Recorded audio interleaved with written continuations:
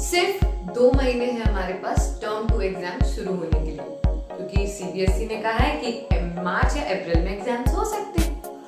अब बात ऐसी है कि इन 2 महीनों में हमें स्कूल भी जाना है, क्लासेस भी करनी है, क्लासेस का होमवर्क भी है, स्कूल के एग्जाम्स भी हैं, सेल्फ स्टडी के लिए भी टाइम चाहिए और बहुत सारा सिलेबस तो है ही कवर करने के लिए। इतनी सारी चीजों को हम इतने कम समय में किस तरह कर रहे हैं?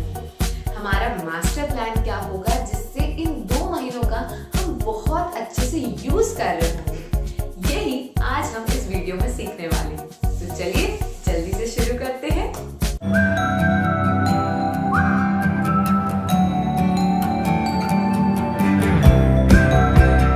Hey everybody, hope you guys are doing well and welcome back to the channel। तो बच्चों, हमारा मास्टर प्लान देखिए, जब से टर्म 1 खत्म हुए हैं, टर्म 2 की बड़ी टेंशन, क्योंकि नॉर्मल सी बात है, इतना कम समय में इतनी सारी चीजें करनी है। सरफेस एरिया, वॉल्यूम, सर्कल्स, पता नहीं कितने बड़े बड़े चैप्टर्स अब आने वाले हैं हमारे एग्जाम्स में। तो ये नहीं समझ में आ रहा कि कब कौन सा चैप्टर पढ़ें, ये भी नहीं समझ में आ रहा कि अब सब्जेक्टिव एग्जाम्स होने वाले हैं तो खूब सारी प्रैक्टिस करनी होगी। टाइम मैनेजमेंट किस तरह किया जाए, वो भी एक टास्क है हमारे लिए। तो चलिए इन सारी प्रॉब्लम्स का मैं आपको एक सोल्यूशन बताती हूँ, जो कि सिर्फ 3 सिंपल स्टेप्स में है, जिसमें से अभी हम सबसे पहला स्टेप डिस्कस कर रहे हैं, जो कि है syllabus chart that will build your confidence. चलिए देखते हैं। सबसे पहली चीज जो हम सिलेबस चार्ट के बारे में बात करने वाले हैं, लेकिन मैंने यहाँ एक और चीज लिखी थी कि ये सिलेबस चार्ट आपका कॉन्फिडेंस बिल्ड करने वाला है। कॉन्फिडेंस बिल्ड करने वाला है मतलब, देखिए बात ऐसी है कि आपके पास कम समय है और चीज़ें बहुत सारी हैं करने के लिए, और इस दौरान हमें ये भी नहीं समझ में आ रहा कि हम कौन सी चीज़ें कब पढ़ें। मतलब बहुत बड़े बड़े चैप्टर्स भी हैं आपके पास पढ़ने के लिए, कुछ छोटे छोटे चैप्टर्स भी हैं। तो इन सारे कन्फ्यूजन्स के बीच में क्या हो रहा है, कम समय, ज़्यादा काम और कन्फ्यूजन्स आपको कॉन्फिडेंस इफेक्ट कर रहा है, जिसकी वजह से अगर आपने गलत प्लानिंग से पढ़ाई की तो हो सकता है 2 महीने खत्म होने के बाद आप बहुत लो कॉन्फिडेंट फील करें कि अरे मैंने इस चैप्टर को ज़्यादा समय नहीं दिया, ये जल्दी से कर लिया, इसको और प्रैक्टिस कर चाहिए, ऐसा वैसा बहुत सारी चीज़ें। तो इसलिए हम ऐसा एक सिलेबस चार्ट बनाने वाले हैं हर सब्जेक्ट के लिए, जो कि आपका समय के साथ कॉन्फिडेंस बिल्ड करेगा। देखिए कैसे। आपको क्या करना होगा, आपको एक ऐसा चार्ट बनाना होगा आपके 5 सब्जेक्ट्स का। ओके, इसमें maths, science, SST, Hindi and English, आपके सारे सब्जेक्ट्स होंगे। ठीक है, अब इस चार्ट में हम क्या लिखने वाले हैं? इस चार्ट में हम सिलेबस लिखने वाले हैं जो हर सब्जेक्ट का आएगा। जैसे मैथ्स का सिलेबस क्या है टर्म 2 का, साइंस का, सोशल साइंस का, हिंदी और इंग्लिश का। ठीक है, और स्पेसिफिकली मेंशन कीजिएगा कि कौन कौन से टॉपिक्स आने वाले हैं, बिकॉज यू नो कि बहुत सारी चीज़ें डिलीट भी हो गई। ठीक, अब कैसे ये चार्ट कॉन्फिडेंस बिल्ड करता है? देखिए, इस चार्ट को मैं 3 डिविजन्स में डिवाइड कर रही हूँ, 3 ब्लॉक, 1, 2 एंड 3। पहला ब्लॉक वो है जिसमें आपको वो चैप्टर्स लिखने हैं जो इंपॉर्टेंट चैप्टर्स हैं, ठीक है, और कम टाइम लेते हैं, लेस टाइम टेकिंग। ठीक है, जैसे अगर मैं मैथ्स का एग्जांपल लूं तो मैथ्स में क्वाड्रेटिक इक्वेशन ऐसा चैप्टर है जो इंपॉर्टेंट है लेकिन 3-4 दिन में हो जाएगा। वैसे ही एपी भी ऐसा चैप्टर है जो इंपॉर्टेंट है लेकिन 3-4 दिन में हो सकता है। एप्लीकेशन ऑफ ट्रिग्नोमेट्री भी ऐसा ही चैप्टर है जो कि इंपॉर्टेंट है और कम समय में 3-4 दिन में हो सकते हैं। तो अगर आप मैथ्स पढ़ना शुरू कर रहे हैं तो पहले ये 3 चैप्टर पढ़िए, ये लगभग 12 से 15 दिन में आराम से हो जाएंगे बहुत सारी प्रैक्टिस के साथ। और फिर हम सेकेंड ब्लॉक में लिखेंगे इंपॉर्टेंट चैप्टर्स जो कि बहुत इंपॉर्टेंट है, वेरी टाइम टेकिंग।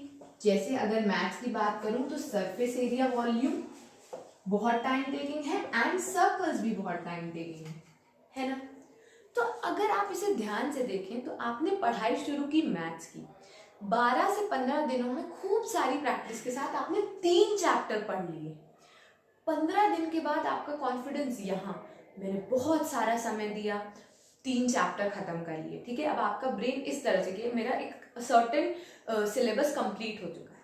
फिर आप ये 2 चैप्टर्स जब पढ़ रहे हैं, सरफेस एरिया पढ़ रहे हैं या सर्कल पढ़ रहे हैं, तो आपके मन में एक ही चीज आ रही है कि अब मेरे पास ज्यादा सिलेबस नहीं बचा है कवर करने के लिए। ये चैप्टर्स खत्म करने के बाद मेरे पास सिर्फ easy chapters, less time taking, जैसे कि मैथ्स में स्टैटिस्टिक्स एंड कंस्ट्रक्शन है, ठीक है। तो जब आप पढ़ाई कर रहे होंगे, आप ये 3 चैप्टर्स पढ़ चुके हैं, अब सरफेस एरिया, वॉल्यूम या सर्कल जब आप पढ़ रहे हैं तो बहुत बार ऐसा होगा कि आपसे बहुत सारे सवाल नहीं बनेंगे। इन चैप्टर्स को बहुत मेहनत की ज़रूरत लगती है, लेकिन जब आपके मन में ये आएगा ना कि अरे और टाइम लग रहा है, ये तो नहीं बन रहा है, इसको और प्रैक्टिस करना पड़ेगा, तो टेंशन नहीं होगी, कॉन्फिडेंस आएगा कि अरे सब तो पढ़ लिया है, सारे ऑलमोस्ट चैप्टर्स हो गए हैं, सिर्फ अभी सरफेस एरिया, वॉल्यूम और सर्कल करना है, और इसके बाद तो छोटे छोटे 2 ही चैप्टर बचे, उनकी तो कोई टेंशन ही नहीं है। तो जैसे जैसे आपका टाइम बीतता जाएगा, आपको टेंशन नहीं होगी, आपको कॉन्फिडेंस आएगा कि हाँ सब हो गया है, मैं ज़्यादा टाइम लेके भी ये चीज़ें प्रैक्टिस कर सकता हूँ। इससे आपकी प्रोडक्टिविटी भी बढ़ती है, आपका एग्जाम का प्रिपरेशन लेवल भी हाई होता है, और एट द एंड जब आप पूरी प्रिपरेशन खत्म कर चुके होंगे तो एग्जाम्स के लिए आप बहुत कॉन्फिडेंट फील करेंगे। तो जैसे मैंने मैथ्स का आपको बताया कि आप कम समय वाले चैप्टर्स और जो इम्पोर्टेंट है पहले वो पढ़िएगा, जैसे कि ये, फिर सरफेस एरिया, वॉल्यूम, सर्कल, और फिर ये, that will increase your confidence. वैसे ही आप साइंस के लिए अकॉर्डिंग टू यू आपको ये चैप्टर्स डिसाइड करने होंगे, क्योंकि किसी के लिए इलेक्ट्रिसिटी इजी है तो किसी के लिए कार्बन, इसलिए मैं ये नहीं बता रही हूँ, बट कौन से ऐसे चैप्टर्स हैं जो बहुत इजी हैं और कम समय में हो जाएंगे वो यहाँ लिखिए, जो बहुत टफ है और ज़्यादा समय लेंगे वो बीच में, और जो इम्पॉर्टेंट हैं लेकिन कम समय में हो सकते हैं वो यहाँ। ऐसे ही सोशल साइंस, हिंदी और इंग्लिश। अगर आप इस तरह से ये चार्ट बनाते हैं तो समय के साथ आपका कॉन्फिडेंस बढ़ेगा, आपको चीज़ें करने में अगर गलत भी हो रही हैं तो आप उन्हें ज़्यादा समय देने में ऐसा नहीं सोचेंगे कि अरे मेरे पास कम समय बचा है, मैं इसको और प्रैक्टिस करूँगा तो फिर क्या होगा। देखिए, आप ज़्यादा समय और ज़्यादा प्रैक्टिस देंगे हर चीज़ को तो एट दी एंड आप बहुत अच्छे आउटकम्स लेके आएंगे। अब ध्यान रखने वाली बात, ये चार्ट बनाइएगा तो सबसे पहले ये आपकी स्टडी टेबल के सामने आपको लगाना है, ठीक है। दूसरा, आई रिपीट, इसमें डिलीटेड मतलब जो आपका कंटेंट आने वाला एग्जाम में वो लिखा होना चाहिए। क्वाड्रेटिक में क्या आने वाला है मेंशन कीजिए, एपी में क्या आने वाला है मेंशन कीजिए, ताकि आपको स्पेसिफिकली पता हो कि क्या आने वाला है, आप कुछ गलत ना पढ़ रहे हैं। थर्ड, जैसे जैसे आप चैप्टर्स पढ़ते जाएं उन्हें क्रॉस करते जाएं। रोज जब आप पढ़ने बैठेंगे अपनी टेबल में और ये देखेंगे ना कि अरे इतनी सारी चीजें हो गई, और कॉन्फिडेंस बिल्ड होगा। तो बच्चों, ये था हमारा स्टेप नंबर 1। अब बढ़ते हैं स्टेप नंबर 2 की तरफ, दैट इज टाइम मैनेजमेंट। चलिए देखते हैं। अब बच्चों, हम समझ रहे हैं टाइम मैनेजमेंट मतलब 2 महीनों में किस चीज को कितना समय देके पढ़ना है।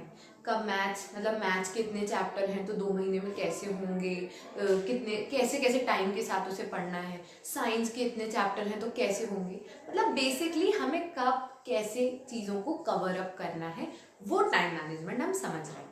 देखिए, आपके पास 2 महीने हैं, 2 महीने मतलब 8 हफ्ते, 8 वीक्स, ठीक है।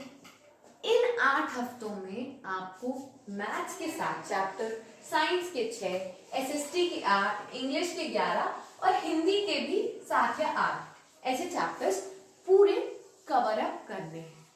तो मैम हम कैसे कवर करें? आपने तो कह दिया कि पहले ये 3 चैप्टर पढ़ना, फिर ये 2, फिर ये सबसे कम और सबसे इजी वाले चैप्टर पढ़ना, वो तो समझ में आ गया, लेकिन कब पढ़ें? मैथ्स पहले पढ़ें, साइंस पहले पढ़ें, मतलब कैसे?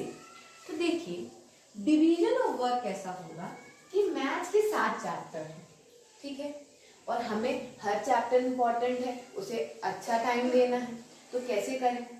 यहाँ आपके पास 8 हफ्ते हैं, तो अगर आप मैथ्स का हर एक चैप्टर एक हफ्ते में पढ़ लो तो भी बहुत टाइम दिया है आपने। मतलब एक हफ्ते अगर आप मैथ्स का चैप्टर कर रहे हो, 2 से 3 दिन भी, अगर 4 दिन भी आप मैथ्स को दे रहे हो हफ्ते में, तो आप एनसीईआरटी कर सकते हो, आप आरडी कर सकते हो, आप बहुत सारे सवाल लगा सकते हो, शीट्स कर सकते हो। एक हफ्ते एक चैप्टर को देना बहुत अच्छा टाइम होता है, ठीक है। बहुत सारी प्रैक्टिस हो सकती है, am I right?